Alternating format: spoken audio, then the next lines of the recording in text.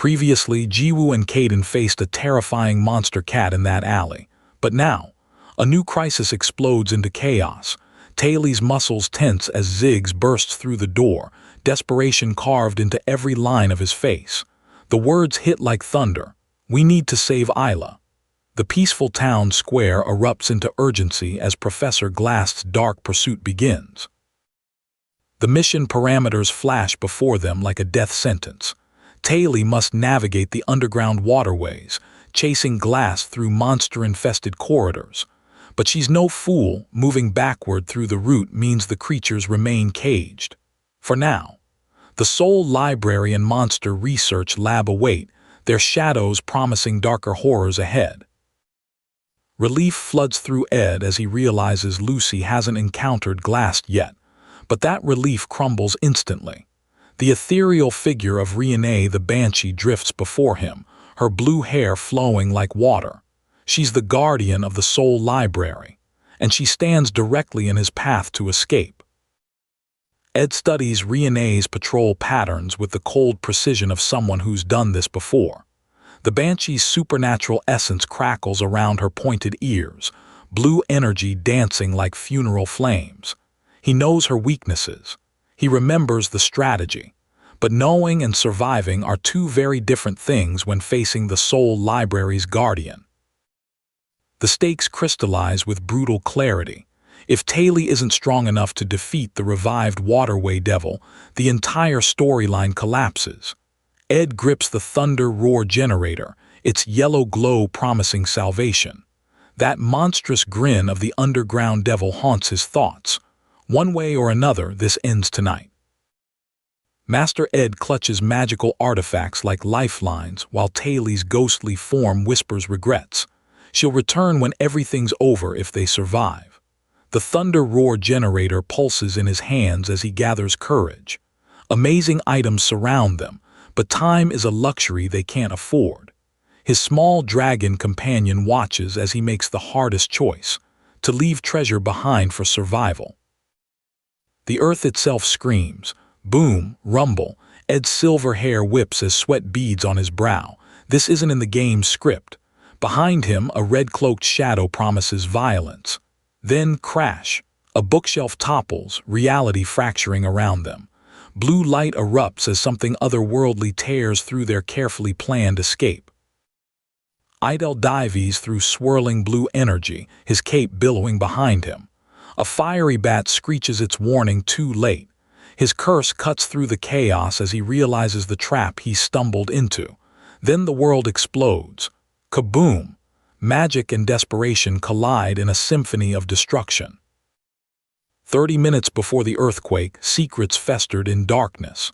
A figure wreathed in purple energy emerged from the shadows, their face a mask of menace. The man in the suit trembled, knowing the truth he tried to bury. If this transaction hadn't been kept quiet, everything would have unraveled. But silence has its own price. In Sylvania Academy's grand halls, the purple-haired girl's voice cuts through denial. A sealed tome stolen while the Academy's strongest stood watch. Humiliation burns in her words as she speaks of ruined reputations. The man in the business suit promises to retrieve it personally, but everyone knows the terrible truth. Professor Glass's plans will end in catastrophe. The blond man's face contorts with horror and disbelief. Celestial magic to bring back the dead. His voice cracks as he confronts Headmaster Obel. The red-haired woman beside him mirrors his anguish, both knowing they've stumbled upon a truth too dangerous to ignore. Glass's obsession with talent and progress has led him down a path of forbidden resurrection. Sylvania's holographic form shimmers with ancient power, her legacy intertwined with tragedy. The red-haired girl's tear tracks glisten as she asks the question that chills everyone to the bone. Who will Professor Glass choose to bring back from death? Then a figure bursts through the door, urgent news shattering the moment like glass. Taylee's red cloak whips around her as the devastating news hits. Ed Rothsteller has been kidnapped. Her green eyes flash with determination and rage. The man reports Professor Glass's descent into the underground waterways, confirming their worst fears. As rumbling echoes and roars pierce the air, she knows there's no time left for hesitation. Chaos erupts across the academy grounds. The red-haired girl shouts orders through binoculars while a massive dragon breathes fire across the darkening sky. The pink-haired girl with the red bow raises her hand eagerly. "I want to go too." Adventure calls to the young and brave, even as danger circles overhead like a predator. The hooded figure's frustration boils over. Headmaster Obel's inaction forces their hand. They'll retrieve the sealed tome personally. Commands ring out across the marble halls as teams divide. Then Lortel charges forward, her reputation as a combat alchemist preceding her like a war cry. The negotiations are over. Now comes the violence. Dorothy stands in stark contrast, purple hair, purple eyes, tactical gear gleaming. Her combat skills challenged even senior students, yet she'd been invisible in her first year. Professor Glass had been her salvation, recognizing talent where others saw nothing. Now that same professor holds a stolen tome, his sinister silhouette framed against harsh light, loyalty tested by betrayal. Taylee sits surrounded by flames, her pink hair catching the fiery light. The overwhelming magnitude of her situation crashes down as she addresses her absent professor. "This is too much," she whispers. Behind her, a gigantic creature growls, its massive teeth gleaming like tombstones. She braces herself for what's coming, knowing she must keep her promise no matter the cost. The confrontation explodes into chaos. The red-haired girl demands answers with fire in her voice. A figure wreathed in flames materializes, their glowing eyes boring into anyone who dares approach. "Where is Ed?" The question echoes like a death sentence while confusion reigns around them. Even their directions have gone wrong, left or right. In this maze of fire and fury, every choice could be fatal. Dorothy discovers a fallen figure and panic seizes her cat-eared features. "Is this my fault?" she cries, her alchemy expertise useless against guilt. Yennekar considers offering her cloak, but shadows gather ominously behind them. The red-hooded girl's tear reflects the weight of their situation. They speak of Yennekar Palarover, one of Sylvania's strongest. But will strength be enough? In a world of fire and dragons, Dorothy reaches Ed with desperate relief. Her rescue mission complete, she tends to his wounds while he expresses gratitude. Their bond shines through the chaos as Ed speaks of hardship and kidnapping. Then, in a moment that breaks through all the darkness, he playfully proposes marriage. Love blooms even in the depths of hell. Dreams of domestic bliss, children, laughter, a future together shatter like glass. Yennekar screams no as reality crashes down. The news hits like a physical blow. Ed is injured, kidnapped, bedridden. Her red hair whips around her anguished face as contradictory reports flood in. He's rescued. He's waiting. He's at the camp. Which truth can she trust when her world is falling apart? Yennekar's fiery red eyes blaze with interrogation as she confronts Lortel about Ed's whereabouts. Lortel deflects with excuses about employee safety and urgent timelines.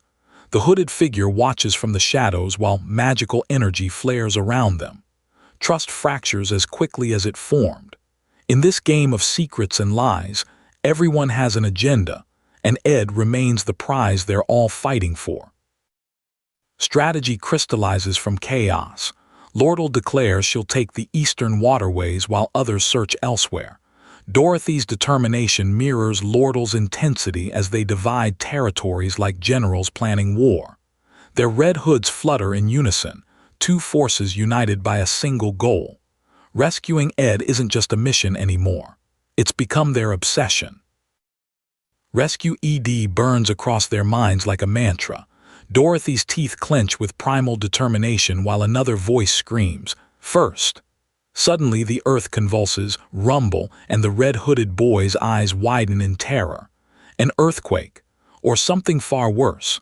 The small bat creature flutters frantically as their world literally shakes apart. The question hangs in the air like a blade. Who will reach Ed first? A glowing blue hand crackles with power before unleashing devastation. Kaboom! The white-haired figure wipes sweat from his brow, muttering he'd prefer an actual earthquake to this magical chaos. The orange creature's eyes bulge with shock as reality crumbles around them. In this race against time and magic, second place means death. She sits casually on stones beneath the water, her white hair pristine despite the chaos above. "I was bored, so I came to rescue you," she states with supernatural calm. The battle ended before it began, such is the power gap between mortals and whatever she is. Above ground, Flad questions the wisdom of letting students face such dangers, but risk breeds strength and strength breeds legends. The bearded man's skepticism cuts through the academy's golden pride. These students are stronger than any previous generation, rising stars that appear once in a lifetime, now walk the halls in abundance.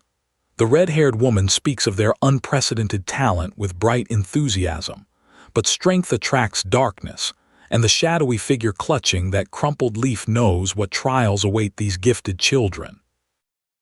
The man in the dark cloak speaks with grim certainty about the challenges ahead. So many talented students, all needed to face what's coming.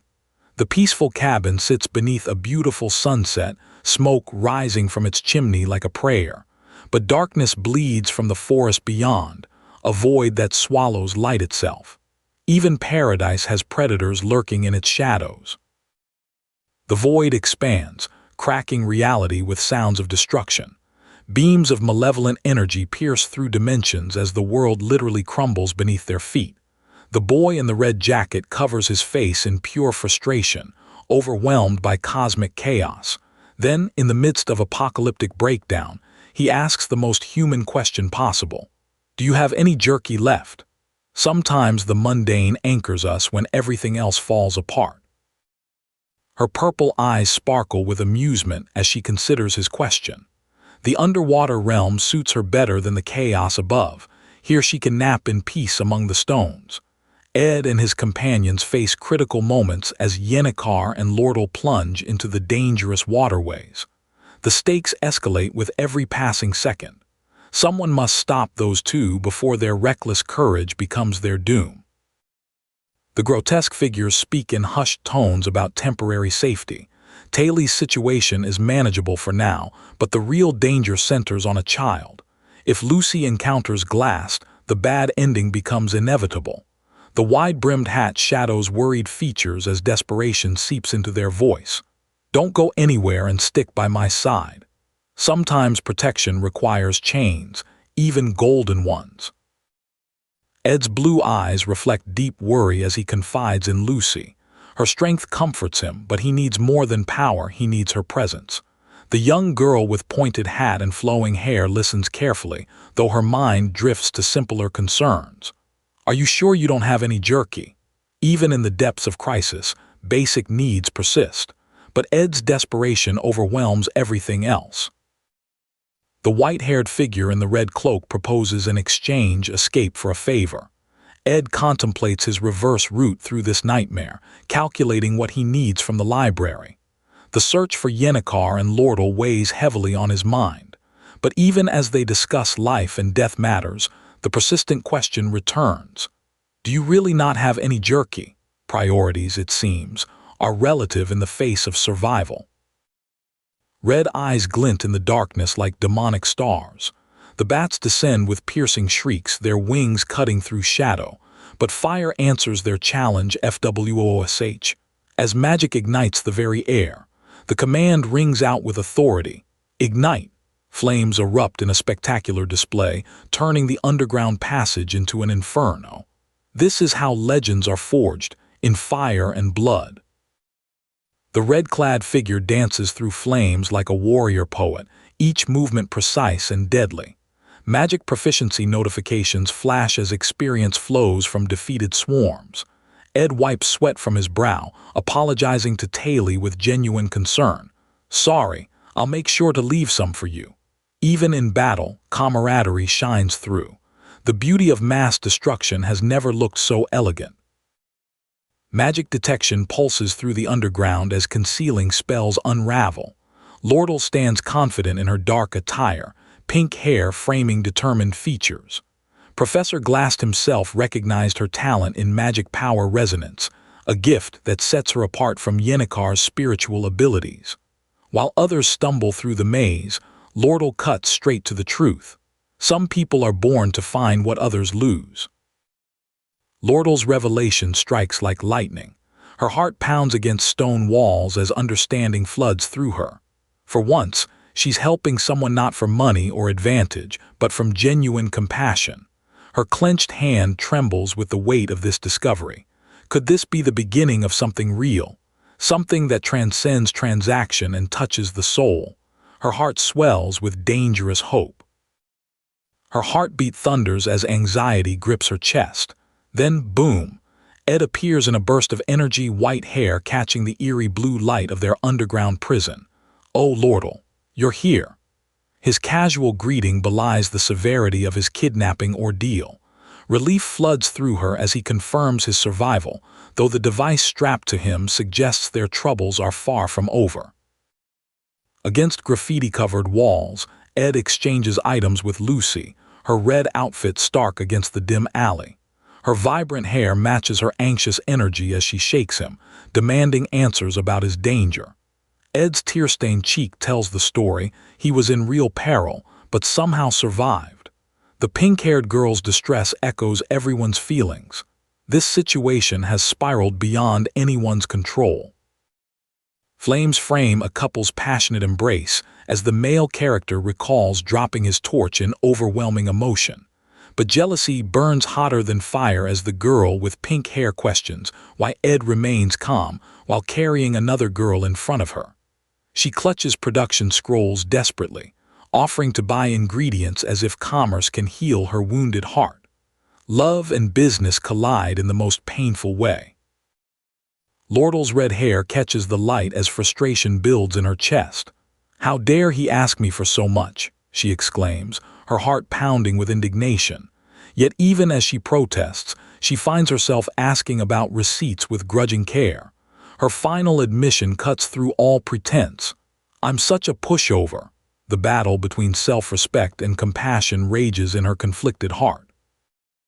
Miss Cahalan's pink hair gleams under her red cloak as the silver-haired man and his gruff companion arrive with devastating news. Something terrible has happened. The shadows loom larger now, danger pressing in from all sides. Clevius trembles with barely contained fear, questioning whether they truly need to venture deeper into this nightmare. But retreat is no longer an option. Nosey's fury explodes as he confronts anyone suggesting abandonment. "Are you just going to leave Ayla in there?" His raw emotion cuts through doubt and fear. Ziggs pleads desperately for help, his voice cracking with determination to save someone he believes in. Clevius wavers, caught between terror and loyalty, but Adele raises her finger with sudden awareness. Something approaches from ahead. The blonde girl with braided hair and flower ornament expresses her growing dread about their formidable opponent. Panic seizes the blue-gloved figure as explosions rock the corridor. Kaboom! Flames engulf everything while the male character pleads desperately, claiming it was all impulse. The chaos reaches new heights as he stumbles through the inferno, admitting he may have taken too many right turns. Even navigation becomes deadly when the world burns. Yennekar greets his companions with sword drawn, ready for battle against the backdrop of magical flames. The red-haired figure lurks in shadow, her very presence dredging up memories of terror and dread. His startled greeting becomes a weapon's preparation as reality sets in. "There's no guarantee that I can defeat her." But sometimes courage isn't about certainty, it's about fighting anyway. Silver hair frames wide eyes as panic builds in the girl's voice. "What are you doing, Taylee?" The dark-haired boy struggles with desperation, his grip tight on someone he's determined to save. "My chances of winning might be slim, but I need to save Ayla." The mythical horse burns in the background as footsteps approach through shadow. Enough words. Now comes action. Taylee's orange hair catches the dim light as she clutches Ed frantically, checking for injuries. Ed waves off her concerns while Nosy watches with tense recognition. The narration reveals a chilling truth. Despite being a beginner in magic and archery, Ed successfully defended against 3 stronger opponents alone. His power level isn't what matters, it's his tactical brilliance that makes him truly dangerous. Flames lick upward as the male character acknowledges the shifting odds. Ed Rothstaler now has allies, and not just any allies, but Yennekar herself. His dark hair frames a face marked by grim realization. The chances of me winning are 0. Yet hope persists in the gentle pat offered to Taylee. Even facing impossible odds, human kindness endures. Sometimes that's enough. Yennekar's dark eyes hold Taylee's gaze as he delivers the crucial message. Ayla is waiting for you. The division of labor becomes clear as Taylee's sharp features harden with resolve. You take care of the main boss, and I'll take care. The night surrounds them with shadows and possibility. Their jobs await. Their destinies diverge. Some battles can only be fought alone. The man in the tailored black suit whispers with deadly intent. I need to go. Take down Elt. Golden King Elt's mercenaries have reached Aiken Island, their arrival inevitable as prophecy. The robust man grins with cruel satisfaction while shadows gather around a cloaked figure, the mid-boss of Act 2. Everything converges toward this moment. The conspiracy deepens, and Ed Rothstaler stands at the center of a storm that will reshape everything. Golden King Elite. The name cuts through the tension like a blade. L'Oreal's stylish white coat billows as he reveals what he's known all along. Elt was ousted from his own company, betrayal written in corporate blood. Now the red-hooded messenger brings urgent news. Company employees are exposed in the underground waterways. The trap is closing. The burly man clutches his treasure, a bag glowing with production formulas and magic engineering tools. His gray fedora shadows eyes bright with possibility. But he knows the truth. In this deadly world, the greatest weapon isn't magic or steel. It's knowledge of the future. And the glass subjugation chapter has begun. Yennekar's dark eyes burn with determination. Act 2 nears its end, and he refuses to deviate from the script. Elite must fall, the mid-boss cannot survive beyond this chapter. Ed listens as his ally explains the weight of destiny. Taylee starts, surprised by the name that seals their fate. The plan is set. Taylee stands at the crossroads of destiny, white hair gleaming, crimson eyes ablaze with purpose. Purple energy swirls like a storm around him as lightning splits the air. He alone possesses the strength to defeat what's coming. The underground waterways await. Magic towers loom. Pain is inevitable. Against towering pink structures that pulse with otherworldly energy, the dark-haired boy adjusts his glasses. His scarf flutters as he offers simple words. Good luck. No pep talk needed. Taylee understands the wait ahead. Footsteps echo. The trial that will break ordinary souls beckons. Some battles choose their warriors. Water splashes beneath desperate feet as Yennekar and Ed race through the dark tunnel. Her red ribbon bounces with each frantic step. She warns him against recklessness. She's seen him hurt before. Ed's determination drives him forward despite her pleas. Behind them, a voice commands. Halt! The chase intensifies. Ed recoils at the thought of confronting Elite, the Golden King. The red-haired girl's concern cuts deep. He's barely escaped one nightmare. Why court another? But Ed knows the truth he cannot speak. Elite's unpredictability makes him too dangerous to ignore. Lortel needs them both for this battle. Taylee's white hair catches twilight shadows as he stands with the braided girl. Agreement turns to ethical dilemma. Getting involved feels selfish. But when they suggest he recuperate while chaos unfolds, Taylee's disbelief flares. Recuperate? Now, when everything hangs in the balance, his crimson eyes reject retreat. Taylee's red eyes pierce through Ed's hesitation. What do you mean? She demands as energy crackles around them. Ed's platinum hair frames uncertainty, explaining his business involvement proves complex. But Taylee grins, clarifying the obvious. It's his business because of Lortel's contract. Simple logic cuts through confusion. In the gloomy tunnel depths, three figures discuss Yennekar's intelligence. No wonder she's the top student. But conversation shifts to darker observations about Taylee's ruthlessness toward underclassmen. The shadows seem to whisper of heartless capability. A hooded figure emerges from the darkness. Recognition dawns with alarm. Ed's panic spills over. He never meant for things to spiral this way. His blonde hair catches light as he pleads against being labeled heartless. The red-haired girl pushes toward the academic district, seeking aid. Below, bodies drift in dark water near a sinking carriage. A cloaked figure appears with ominous presence. The sharp-dressed man's confidence radiates as he mocks his underling's management flaws. Slick-back hair frames a superior smirk. No evidence exists at the company, but employee loyalty proved fragile. The pink-braided girl maintains her cunning smile, a weapon mastered over time. Red eyes gleam in shadows. Danger sharpens. Taylee's wild red hair whips as blue energy explodes from her hands. "How dare you?" she roars, challenging the opponent in dark attire. Metal clashes with supernatural force, slash, clang, as formal-dressed figures discuss a professor's theft of the sage's sealed tome. This time is different. This time, everything changes. Beneath the cold moon, the dark-suited man reveals his trump card. These are the strongest mercenaries on the continent. His hand rises in command as he delivers the chilling order: Lortel alone must survive. The others are expendable. A hooded archer draws, arrow nocked. Death has its priorities. Arrows slice through night air as Ed and the pink-haired girl gaze upward in terror.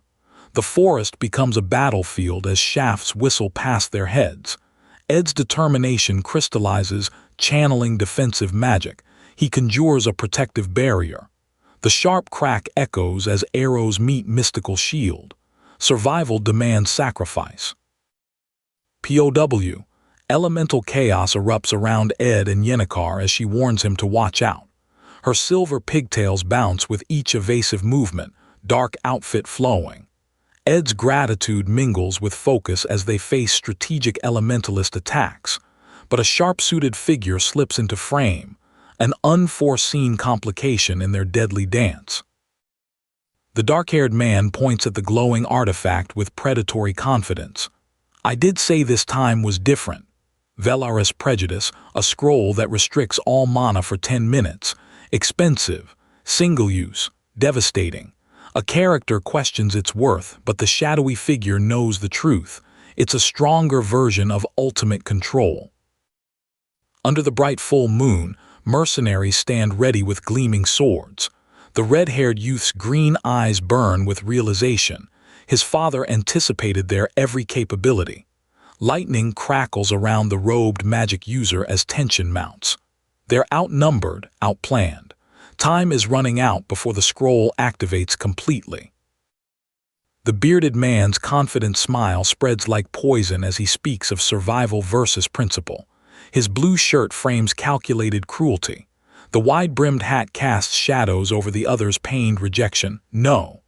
Some compromises destroy the soul, but Elite, the undeniable villain, plays by different rules.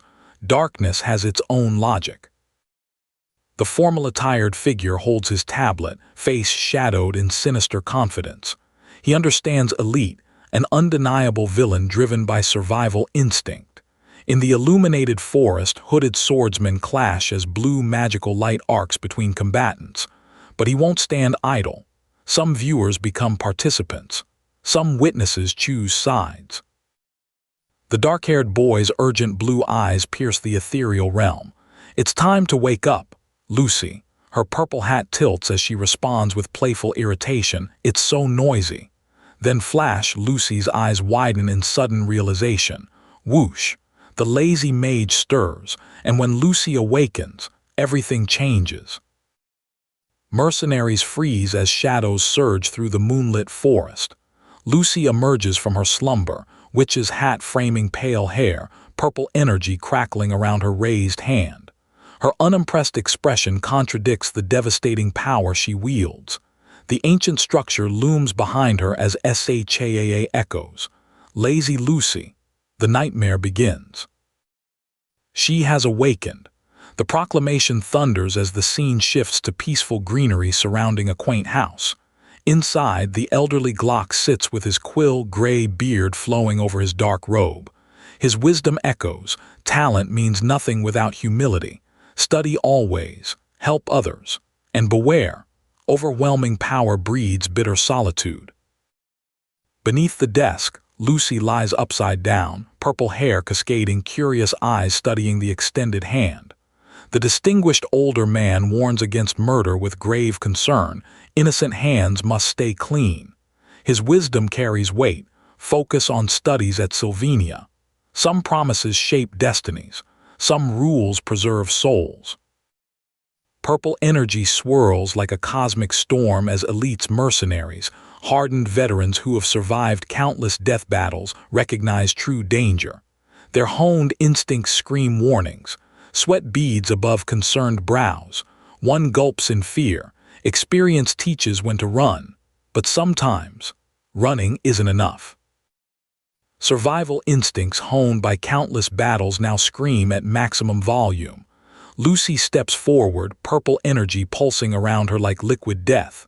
The lead mercenary shouts for stillness while younger fighters panic, lacking the veteran's sharp intuition. Move, someone screams. But against this magic, movement may not matter. Lucy's wide-brimmed hat frames focused intensity as lightning sparks from her hand, just a small display. The charging warrior brings steel against sorcery in a dramatic clash. Boom! The shockwave rocks the forest. For a mage, Lucy rarely uses much magic. What she does use is pure, concentrated violence. It was basically just sheer violence. The intense character's piercing eyes find their target. So you're the leader, huh? Purple energy crackles as the wizard figure calls for more time. But the dark-suited man realizes the truth: magic has limits. I guess I just have to get you. Sometimes brute force trumps strategy. A reassuring pat on the shoulder steadies nerves as purple magic erupts around the cloaked figure. The white-haired character exhales in frustration. HAA, all right, that's enough. Then the earth trembles. An earthquake. But no, something far worse approaches. Purple lightning splits reality itself. 7 large stars align in the cosmic darkness, their celestial dance marking the moment of manifestation. Rumble. Professor Glass's high-level celestial magic, reality-twisting power, reaches its peak. The magical structure explodes with otherworldly energy. DEVILDOM's arrival. The nightmare Professor Glass has summoned begins now. Before the towering magic structures bathed in purple light, the confident young man reflects on perfect timing. Below, Taylee kneels beside a defeated monster, glowing sword in hand, underground trials completed, new skills acquired. 3 cloaked figures prepare for the final quest. The last battle of Act 2 begins. The storyline progresses smoothly, but not everyone understands the chaos unfolding. 2 girls stand against swirling purple energies, one in an elaborate dress, another in casual attire. Even top students like Yennekar and Lortel remain baffled. Then a cloaked figure emerges, surrounded by dark energy. No one has any idea. Resurrection magic. The possibility hangs in the air like a curse as characters contemplate the impossible.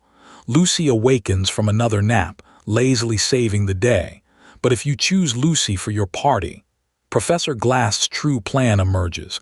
Resurrect his pupil, not another. The web of fate grows complex.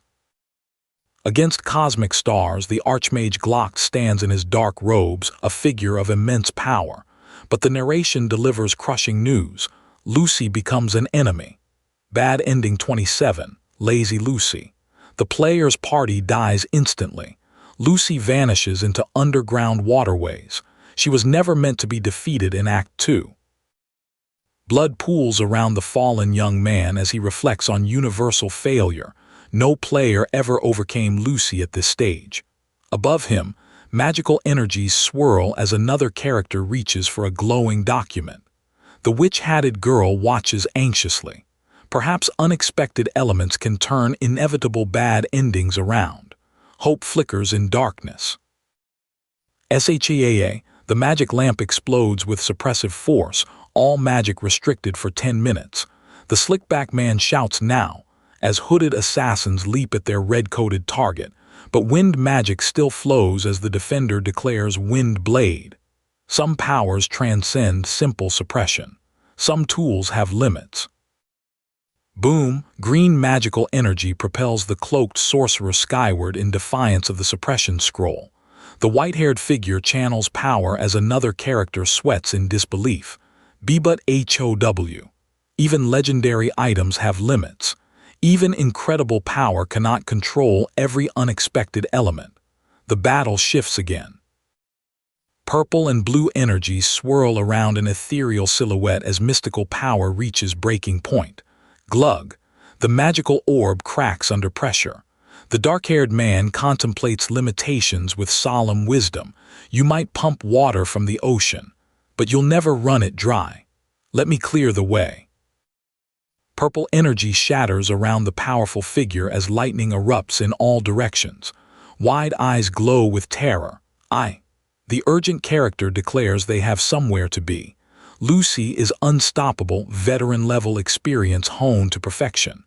The suited man looks up as ominous purple energy looms. Death approaches. The dark-haired woman radiates lethal intent, purple energy crackling around her like controlled lightning. Below, the vested man faces his mortality as SHAA resonates through the air. A glowing hand promises death. His dread crystallizes into certainty. You're aware, aren't you? He might die. Some threats are absolute. Lucy knew this truth, but moral boundaries still matter. The blonde boy warns, "If you're not all right with killing him, you should stop now." Glock's ancient voice echoes, "Do not commit murder." In a light-filled room, the elderly man holds a sleeping child, embodying innocence. Some lines cannot be uncrossed. The serious young man with purple hair and blue eyes contemplates deeply. Silence stretches. The hooded figure in their dramatic cloak turns, light hair flowing, responding with assured all right. But where is she going? It's over, right? I have somewhere to be. The question lingers. Are you sure you won't regret it? Purple energy suspends the cloaked figure as another walks across dark, reflective ground. A tear traces down his mature face. Loss is permanent, but survivors must grow stronger. The pointed hat figure holds their book with determination. So please, get stronger. I dedicate the last sentence of this book to you. A closed book rests in gentle hands as the white-haired elder speaks with profound affection. Lucy, the person who became the last purpose of my life. The dark-haired woman's troubled expression deepens as emotional conflict tears at her soul. No. Purple energy, FWOOSHES outward, as determination hardens into resolve. Purple chaos fills the sky as 57 individuals board boats, fleeing the island en masse. The silver-haired girl grips her glowing staff, hoping Lady Yennekar returns safely. A tired figure pants, contemplating what to do with the captured elite. The aftermath settles like dust after a storm. Victory. But at what cost? The elite company will monitor their target. Lortel has the closest connection after all. The red-haired woman stands as the formal man expresses confidence in Lortel's judgment. Meanwhile, the spiky-haired youth pants against the railing, exhausted from his desperate climb. Below them, Trix Hall glows purple, site of the stolen tome incident. Taylee reflects on his reversed journey, purple cloak flowing as he confronts this pivotal location. Staff assists the injured on the staircase while mysterious blue light flickers below. He never expected to return here, where his chase to rescue his childhood friend began. Now towering structures shrouded in purple mist mark both ending and beginning. Glock Hall lies in ruins, destroyed by Yennekar's power. But Glock's legacy lives on, the scholarship foundation covering tuition, the wealthy benefactor who donated everything to Sylvania Academy instead of spending on himself. Under moonlight, the light-haired figure moves with purpose, following traces of the generous soul found throughout the academy. Against the chaotic purple sky and glowing academy towers, Lucy's connection to this place becomes clear. To her, Sylvania Academy is Glock's memento, a living memory of love. The pointed hat figure gazes thoughtfully. Whoosh, movement shifts the scene. Then, unexpectedly light. Hey, do you have any jerky left? Comedy pierces tragedy. The pink-haired young man in his red hoodie responds with frustration. I told you earlier I don't. His discomfort about falling from heights mingles with confusion. The witch-hatted woman reflects with quiet nostalgia, pat-pat sounds softening the purple-hued atmosphere. I was getting nostalgic, she explained simply. Sometimes memories just call you home. Last time Taylee stood contemplating the ultimate forbidden magic. His silver hair catches the mystical light as he voices the torment eating at him. Even with celestial power to resurrect the old master, he'd have to say goodbye again. The weight of loss presses down. Some wounds, once opened, never truly heal. The cloaked girl speaks softly, uncertainty bleeding through her words, but the pink-haired boy sees through her facade. Are you really all right, Lucy? His concern cuts deep. She changed her mind about resurrection so suddenly. What if she changes it back? The consequences could be catastrophic. In the tower's glow, she asks to lean on his shoulder. The blonde boy wonders why, until understanding dawns. Professor Glast's passion for celestial magic burns bright in the magical light. His hands press together solemnly as he declares with finality, resurrection magic will never be cast again. The truth echoes in the purple-tinged darkness. Those who die are gone. What you lose is lost forever. Lucy's pink hair catches the somber light as tears threaten to fall. Loss comes to everyone, but knowing how to accept it, that's the real challenge. Taylee stands on the precipice, gazing at the magical towers piercing the night. The beauty steals his breath. The starry sky feels impossibly distant tonight. Rumble. The ground shakes as a colossal guardian emerges from the mystical backdrop, responding to unseen danger. The cloaked boy staggers, weapon in hand, exhausted from battle. Ayla, the cry pierces the air. She stands in her red cloak, power radiating from her like a storm, an ancient weapon forged by Glast himself. The very ground trembles at its awakening. Pink energy swirls violently as the final phase begins. The hooded figure's determination burns bright against the chaos. One mission remains: rescue Ayla trapped within the golem's heart. The magical maelstrom builds to a crescendo: victory or annihilation. G-O-T-A-Y-L-E. The green-haired boy thrusts his glowing weapon forward, energy crackling. Taylee breaks free, sprinting into action with fierce determination. His short-sightedness won't stop him now. Not when Ayla's life hangs in the balance. Every second counts. G-O! The shout explodes through chaos. Red splashes paint the air as violence erupts. But in the aftermath, a sobering truth emerges.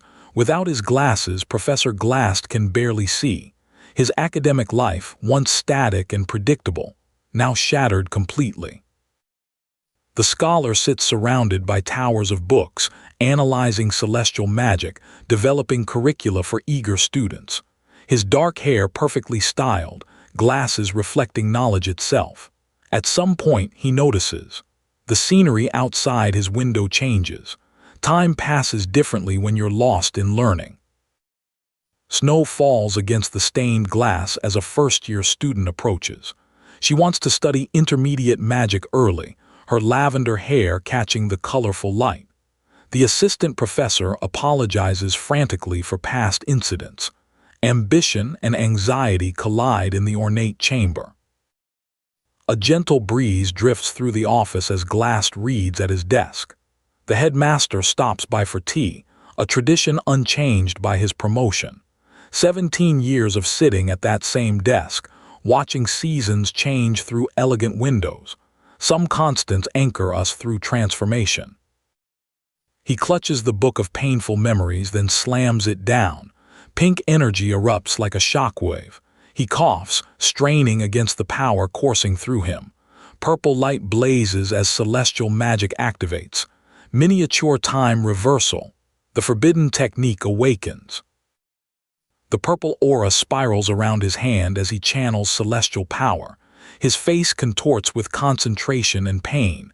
Those memories never fade. They burn eternal. What is that?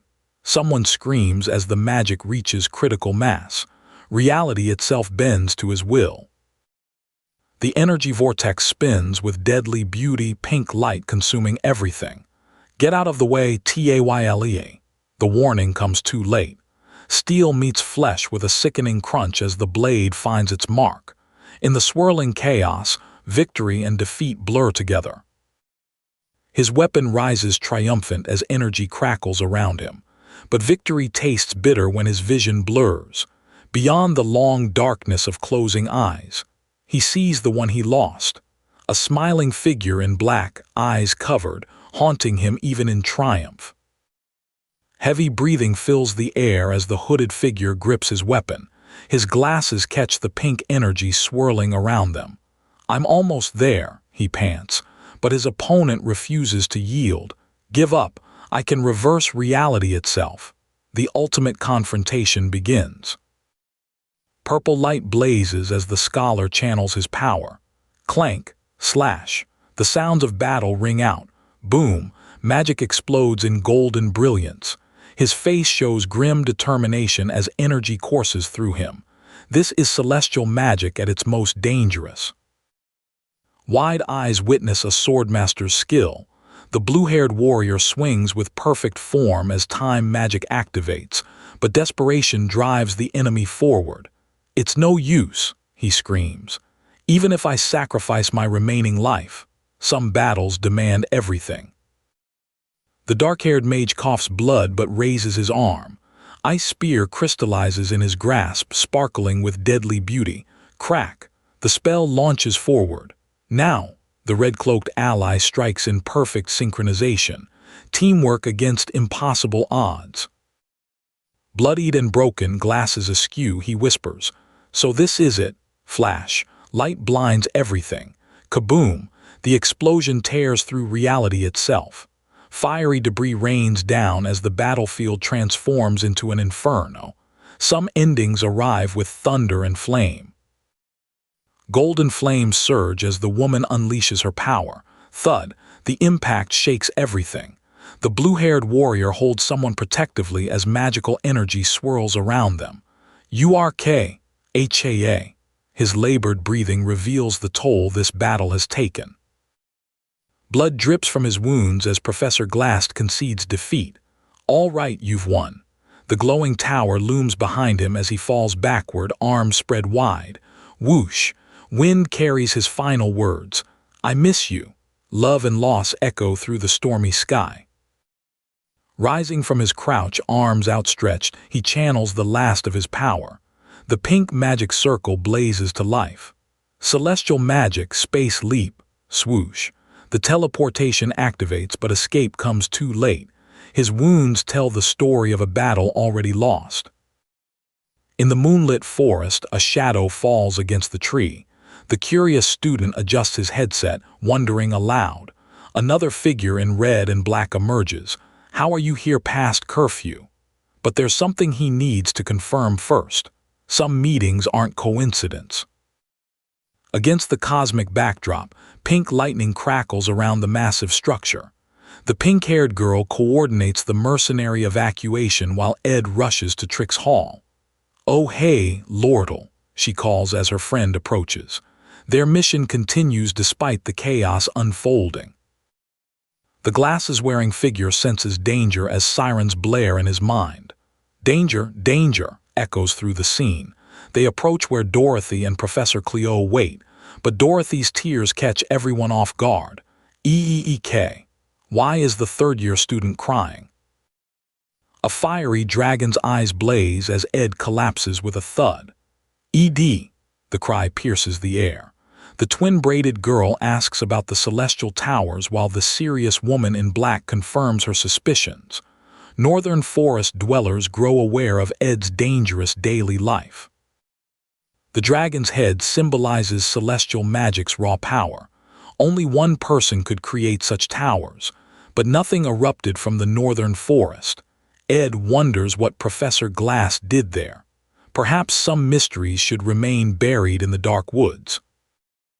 Under the cosmic sky, confrontation begins. "How are you here past curfew?" the blonde demands. The dark-haired boy leans against the tree, unbothered. "I was looking up at the moon." His cough breaks the tension. Simple explanations often hide complex truths. In the twilight forest, Professor Glass sits battered against the tree, his glasses askew, blood staining his face. "You're correct, Ed Rothstaller. In the end, I was always going to fail." The red-cloaked figure looms nearby as defeat settles like evening shadows. He reflects on dying alone as punishment for his sins. The dark-haired woman appears in his memories, 17 years with his daughter, never feeling lonely, short yet eternal. "Did you not know Professor Cleo for a long time as well?"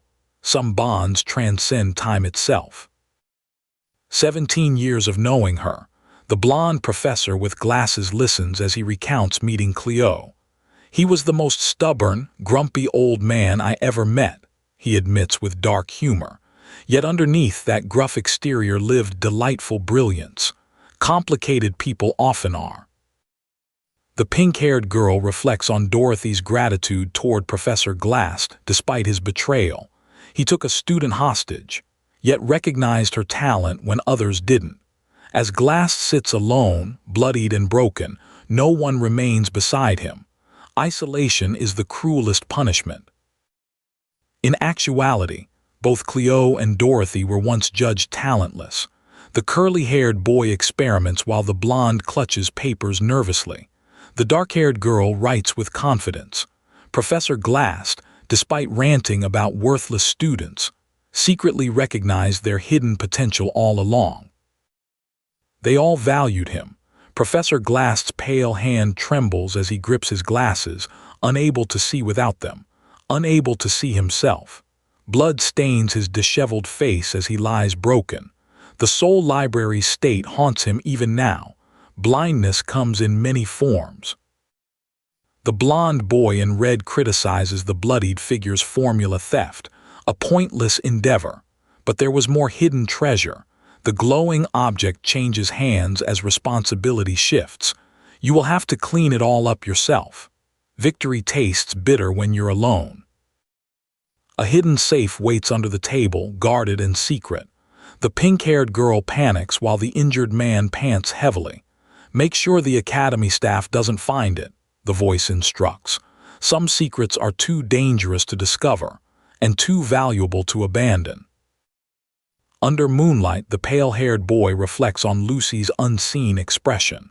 Blood trickles down his lifeless face. Against the tree, another figure slumps in defeat. Glass peacefully closes his eyes as the narrator admits. He couldn't see her face either. Some final moments remain private. Dawn approaches as four figures gather in the serene forest. The red-haired girl with her crown, the blonde boy, the light-haired girl, and the shadowy observer. They watch something sleeping peacefully, and stay there for a long time just watching. Some vigils require no words.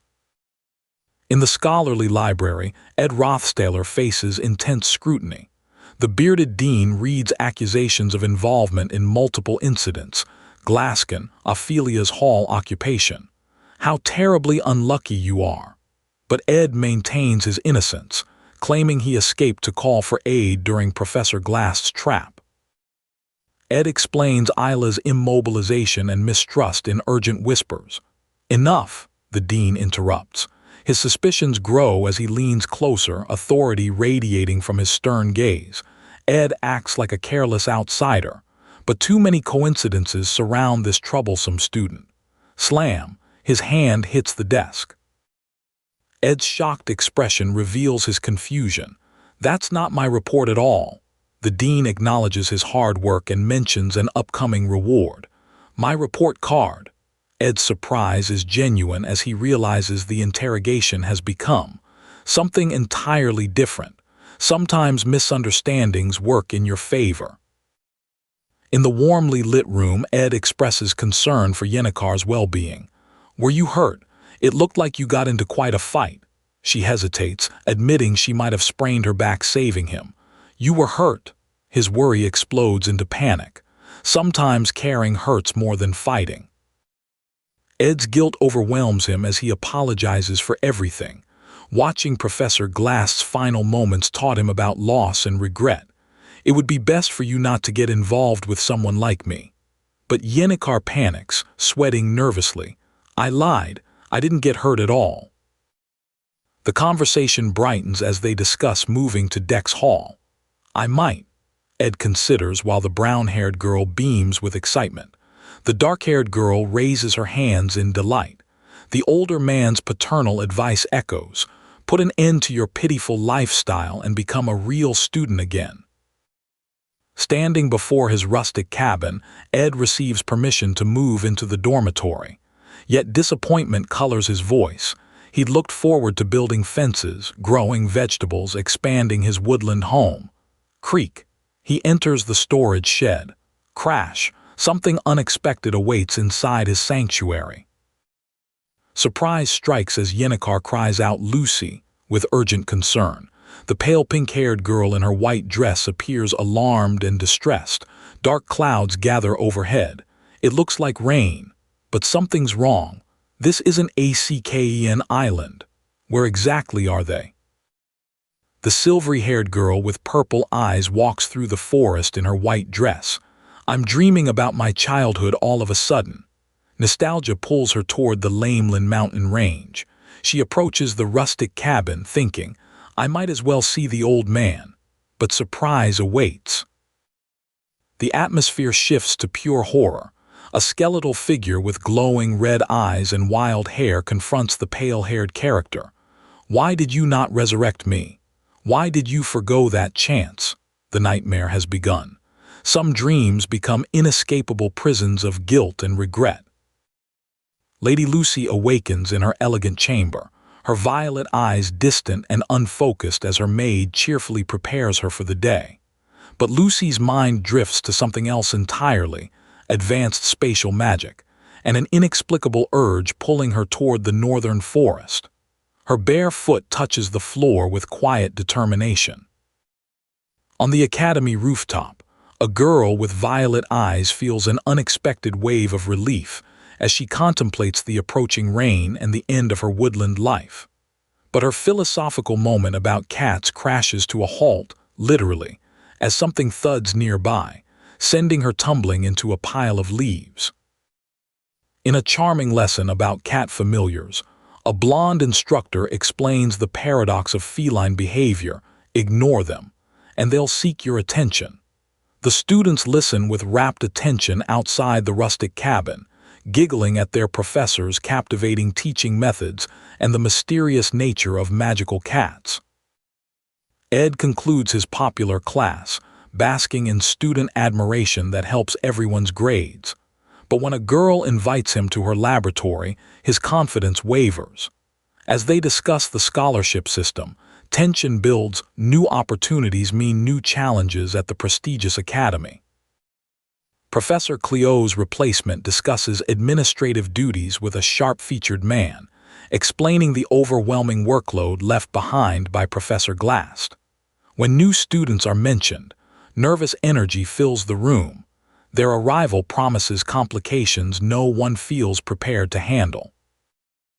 In her luxurious study, a red-haired girl with violet eyes levitates a glowing book through magic, wrestling with an ethical dilemma. Should she sell this powerful artifact to Crepin? The weight of money pressures her, but Ed's previous words echo in her mind, creating internal conflict. Alone with her thoughts, the red-haired girl vows to be more ruthless while reviewing plans for winter classes without Professor Glass. She blushes and giggles nervously as she scribbles notes, relieved about not worrying over the campsite but anxious about the busy times ahead. Dark premonitions fill the air as characters contemplate their separate paths, Yennekar and Ed with their burdens, Lucy unlikely to change. A figure in red sits ominously at a desk, while Ed suddenly senses something terrible approaching. The shadow of impending doom grows stronger. Ed sits with Lucy by their campfire, autumn leaves scattered around them as she chews thoughtfully on a stick. She questions why he hasn't been hunting, and he reflects on neglecting his responsibilities.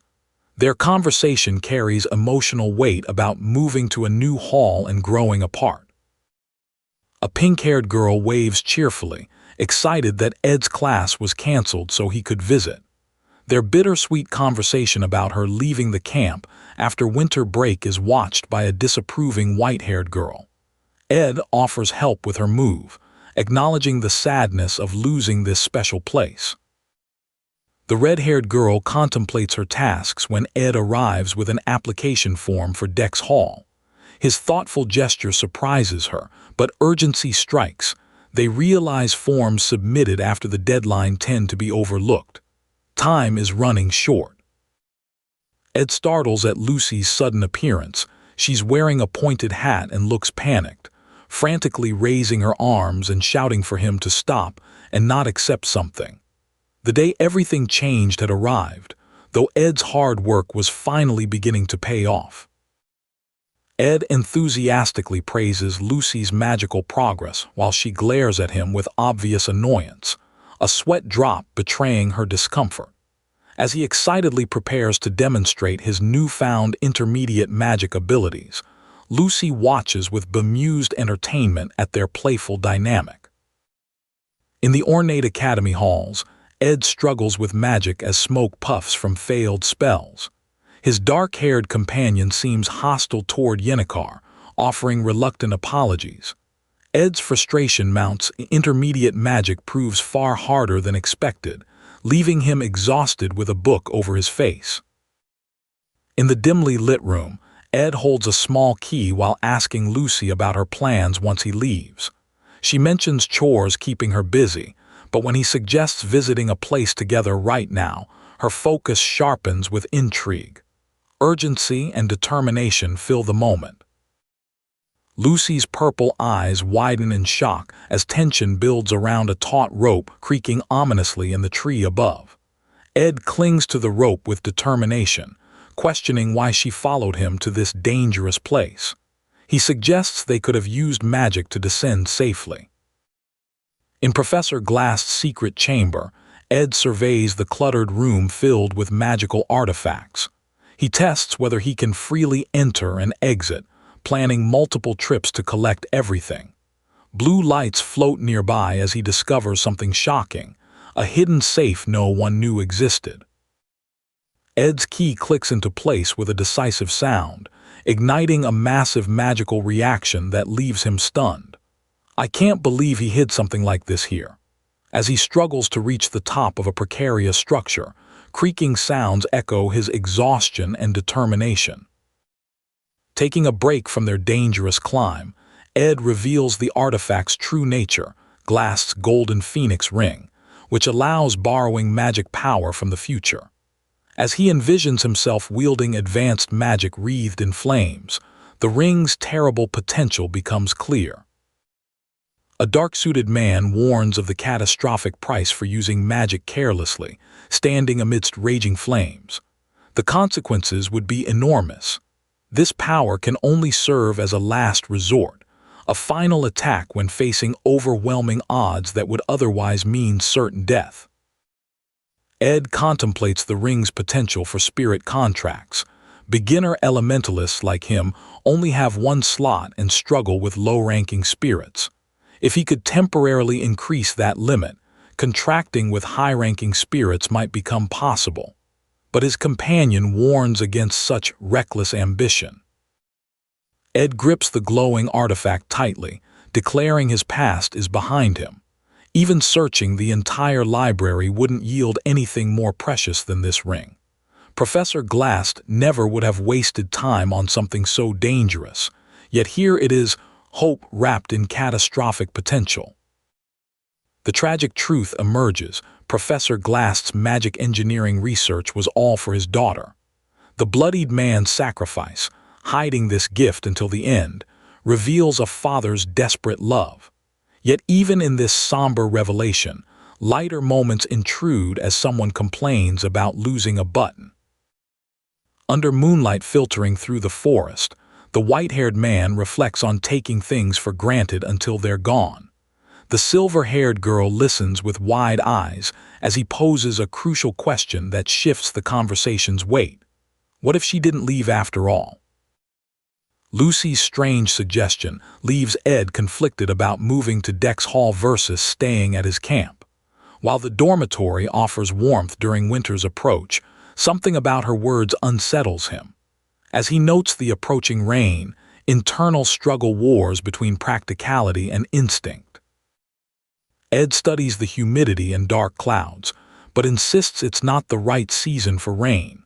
A girl in a dark cloak stands confidently beside him as uncertainty fills the air. What falls from the sky might not be the dreary rain they expect. In the snowy landscape, the dark-haired girl admits her firewood shortage while Ed playfully reminds her she brought it up first. Their warm exchange about gathering winter supplies together is suddenly interrupted by a loud crash, shattering the peaceful moment. Ed reflects on his adaptation to camp life, considering small improvements rather than major changes. The narrative shifts dramatically, Act 2 ends, and Act 3 begins with much more serious stakes. Major conflicts await, including a student presidency battle between formidable opponents. The final boss of Act 3 emerges. Lucy Merilda stands in dramatic lighting, her white dress flowing as dark figures flank her sides. A witch-like figure with glowing red eyes appears, radiating dangerous power. Ed knows countless obstacles lie ahead, but chooses not to worry for now. Under the starry winter sky, Ed wonders if they'll both survive the coming chapter. But when he witnessed a side of Lucy he'd never seen before, different from any game route, he knew they would be fine. Snow begins to fall, marking winter's arrival. Ed works tirelessly with his shovel, clearing snow from his campsite until noon. Despite resolving not to overwork himself, his scholarship responsibilities demand preparation. The peaceful winter landscape contrasts with his determination to handle both survival and academic duties. Ed reflects on his improved situation. Food storage is easier, and his scholarship has solved his tuition problems. No longer must he work frantically like before. The scene shifts to a peaceful moment where Lucy naps serenely while someone watches her with gentle affection. Stepping into his chilled cabin, Ed accepts Lucy's presence. Her defensive magic makes her immune to cold anyway, but something feels wrong about the arrangement. His breath visible in the frigid air, he clenches his fists with explosive determination, unsure when he'll have such free time again. Surrounded by swirling flames, Ed desperately calls out, "Are you listening?" Merilda. His blue eyes burn with urgency as magical energy courses through him. The scene contrasts sharply with a serene courtyard and distant mountains, emphasizing the turmoil consuming him. The elegant Laplace bakery provides a stark contrast to the previous tension. Clara nervously sips coffee as her friend accuses her of being lured by bait.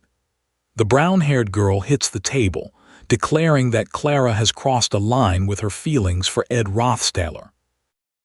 Discussion shifts to Ed's improved reputation as Clara blushes bashfully, but tension erupts when someone shouts, "That's it!" And Clara becomes engulfed in a dark aura, expressing frustration about one-sided feelings and the impossibility of dating under their circumstances. Yennekar playfully warns Clara about following Ed around like a puppy. She'll end up as a follower, not a girlfriend. Clara reflects thoughtfully on this advice, while her friend worries about leaving her alone during break. Clara's supportive words have significantly improved Ed's reputation. In the library, A blonde girl with glasses apologizes for her late book return, while the silver-haired librarian crosses her arms in annoyance. Despite criticism about her lack of dignity, the girl is undeniably blessed with powerful connections to distinguished scholars. Anna's Halen confidently carries heavy stacks of papers, declining help from a concerned male student. Her exceptional organizational skills allow Assistant Professor Cleo to handle important tasks despite lacking paperwork talent. Anna's competence is recognized by senior staff throughout the academy. Clara meticulously organizes papers containing Ed's personal information, acting like a determined stalker while maintaining her composed smile. With 20 minutes before Professor Cleo returns from the bakery, she analyzes Ed's noble family history, including his early succession and temple baptism. Anna studies Ed's background, noting his financial privilege but lack of academic talent. She theorizes his oppressive upbringing led to low self-esteem, suggesting he might prefer cheerful, uncomplicated relationships. Her analytical mind dissects his character with clinical precision. Anna smirks with newfound determination, deciding she needs practice after analyzing interpersonal dynamics. Her mood dramatically shifts from introspective frustration to bright enthusiasm as she announces bringing bakery snacks, eager to share them before work begins. Anna gracefully moves through the cozy room when tea splashes to the floor. Her blonde classmate worries about being scolded for clumsiness, but Anna's concern focuses entirely on his well-being, asking if he's hurt. Her relief sparkles when she sees he's unharmed. Clara watches with surprise as Anna discusses uniforms and workload with characteristic seriousness. The tension builds when Anna mentions finding blonde hairs in Lady Lucy's laundry and detecting unfamiliar laundry detergent, hinting at Lady Lucy's recent clingy behavior towards someone. Anna and Ed clash over formalities. She insists he drop them while he prefers maintaining distance. Their conflicting views on social dynamics create tension as Ed wrestles with his changed status from noble to scholarship student. Their glares reveal deep frustration with their relationship. In the dimly lit library, Anna advises Ed about mundane tasks while he marvels at the Academy's quick reconstruction efforts. Tension rises as she mentions incoming new students, particularly Tanya Rothstaler, whose application is already complete. Her shadowy introduction promises future conflict. Jace anticipates an exhausting winter break due to his sister's arrival, while Ed, playfully performing handstands, questions plans for going home. Their conversation about advancing in school and focusing on magic studies reveals the casual friendship between these academy students. Ed trains shirtless by the fire, his magic completely depleted, while his companion in formal red notes the absence of magical energy. Concern mounts as Ed appears feverish, claiming he has reasons for avoiding magic use. The atmosphere grows heavy with worry and unspoken tensions. Anna maintains firm boundaries about Ed's campsite location, while he critiques her secretive nature. He tosses payment toward her for help with a messy underground library situation, their conversation revealing underlying issues of trust and responsibility in their complicated relationship.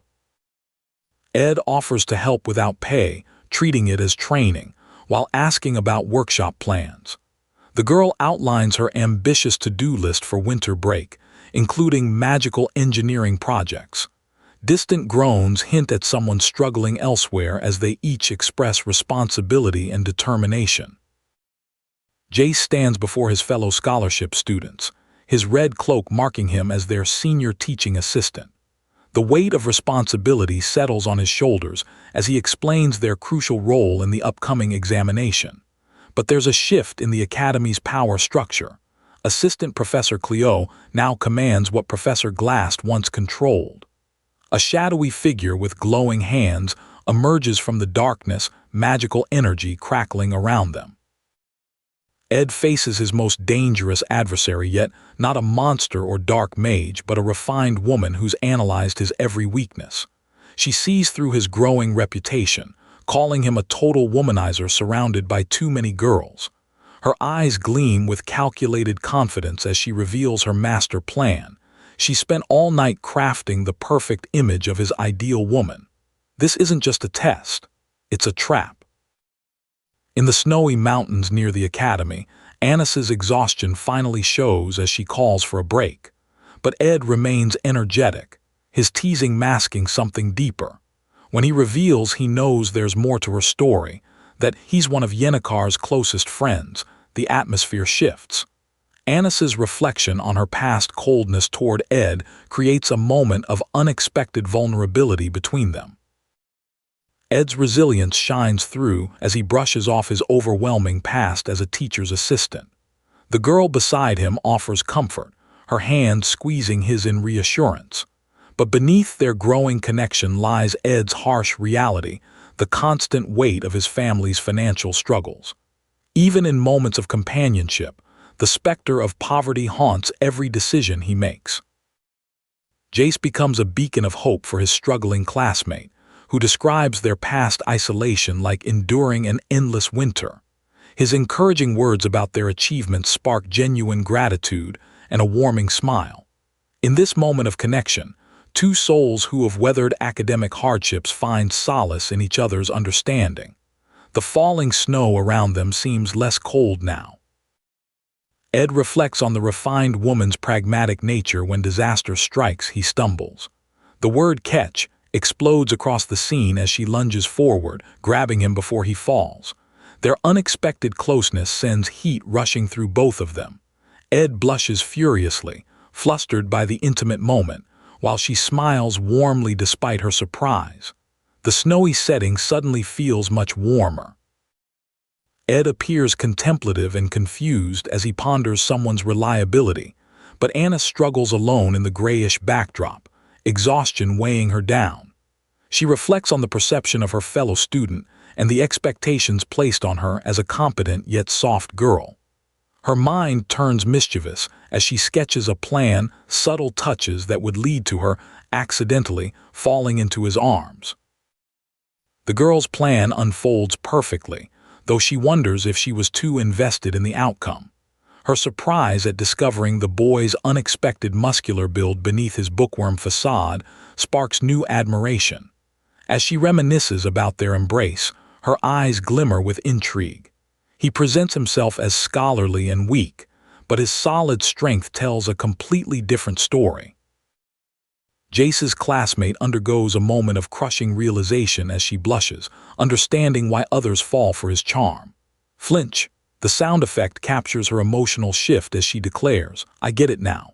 She sits with her head in her hands, vulnerable and frustrated, recognizing that his seductive charm affects everyone. But then her eyes narrow with determination. "But I'm different." The revelation of her name, E.D. Rothstaller, adds weight to her inner conflict. Against the backdrop of majestic snow-capped mountains, Ed momentarily forgets his troubles while admiring the view. But his peace shatters as he contemplates his greatest challenge yet, Tanya Rothstaller. The scene shifts to show her in dramatic light, pink hair adorned with a bow, portrayed as the ultimate villainess. As the daughter of a duke, her political genius and cunning nature make her a formidable opponent destined for power. The narrator's voice grows ominous as they explain Tanya's imminent influence over the Academy's key figures. She's no mere extra, she's a significant villain whose early arrival gives her time to secure supporters before the semester begins. Ed stands contemplatively in his black suit and red cape, recalling his past knowledge about her. But then his confidence crumbles. "The problem is that I don't know." Uncertainty clouds his preparation. The girl's uncertainty grows as she reflects on how Tanya will treat her, knowing that Tanya sees the true her, a version she barely knows herself. Ed's fate becomes clear through her words. He ends up on the streets, nothing but an extra in the grand narrative.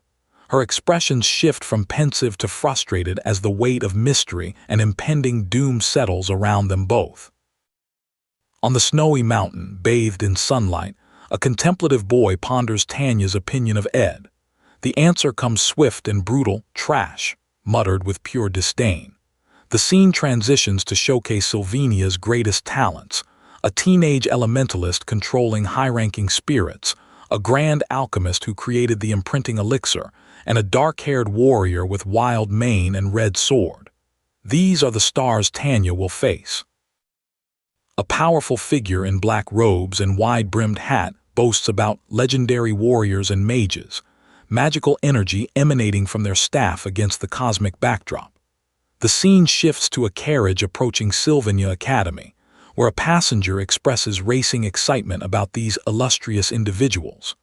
The professional driver informs them that their luggage has been unpacked and directs them to the third floor, marking their formal arrival. Click-clack.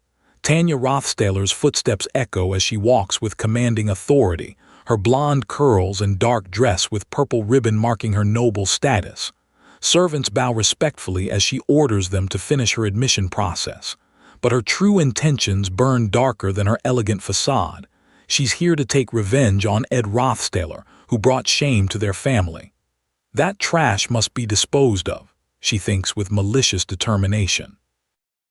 The young blonde woman reflects on her father's supportive letter, her hand pressed to her chest as resolve fills her elegant features. She vows not to let him down, her determination burning bright against the picturesque view of Sylvania's sprawling academic buildings and vibrant skies.